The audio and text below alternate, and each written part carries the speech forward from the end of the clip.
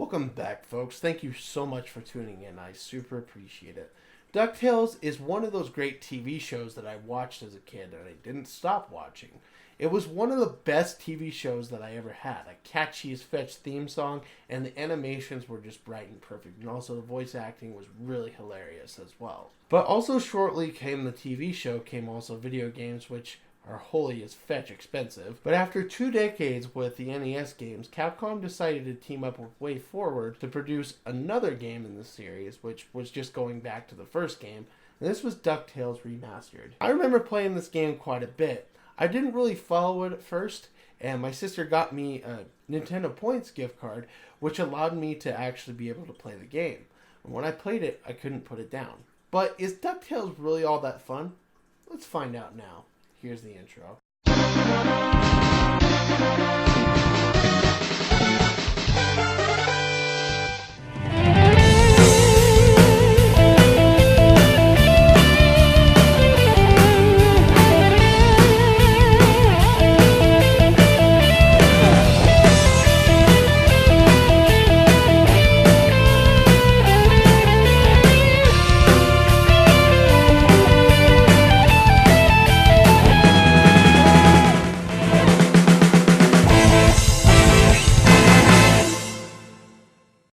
I need to preface this right now that I'm looking at DuckTales Remastered digitally.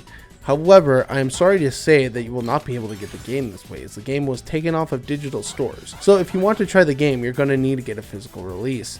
I may get one for the Xbox 360 or PlayStation 3 at one point, but for right now, this is the version I got, so it's all good. Starting with the story, it's another day in Duckburg, when suddenly a gang of criminals in red, known as the Beagle Boys, are breaking into the mansion of the one and only Scrooge McDuck, the richest duck in the world. After the alarm sounds, Scrooge hightails it to the mansion in a mad dash. After saving the 3 boys, Huey, Dewey, and Louie, and defeating the Beagle Boys, Scrooge notices a painting that the Beagle Boys were after. It was a painting that was purchased by Scrooge McDuck from some strange person. But it was not a painting, but a map of the rare treasures in the world. Scrooge decides to take advantage of finding the map to find the treasures and become even richer. Eventually, he finds the treasures, and after finding them, Scrooge's rival, the second richest duck in the world, Linhart Glumgold, steals the treasures along with Scrooge's #1 dime, and also tries to kidnap the boys. However, the sorcerer Magica Dispel comes into the party and takes the kids and the treasures and turn the Beagle Boys into pigs. All things pretty funny, but strange at the same time. While also freezing everybody up in the room, she escapes to go to the underparts of the world. Scrooge and Glumgold decide to team up.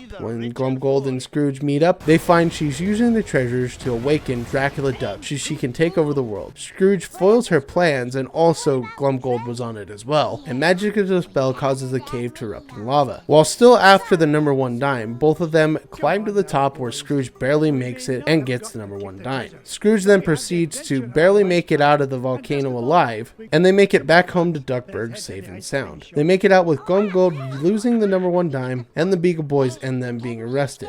As well as when they get out, Scrooge and the boys go out to get ice cream where the final credits roll. The story, although simple, plays like a DuckTales episode. It's something that I really enjoy about it. But how about the gameplay? Does the gameplay really complement the story as well, or is it just gameplay? I don't know. Let's find out now. Let's see how much I like it. Gameplay wise, this game is super fun. It's pretty simplistic. As Scrooge, you move and jump just like any platformer. However, you cannot jump onto enemies with regular means. You need to hold down the jump button, which allows you to use a pogo stick like jump. This can hit most enemies and can also go over spikes, but obviously it won't help you from enemies from above or spikes from above. But nevertheless, it is cool to cheese around the spikes. Haha, take that, spikes. With a regular jump, there are moments where it is super easy, as I used the Pro Controller for the Wii U. But you can also use the gamepad as well.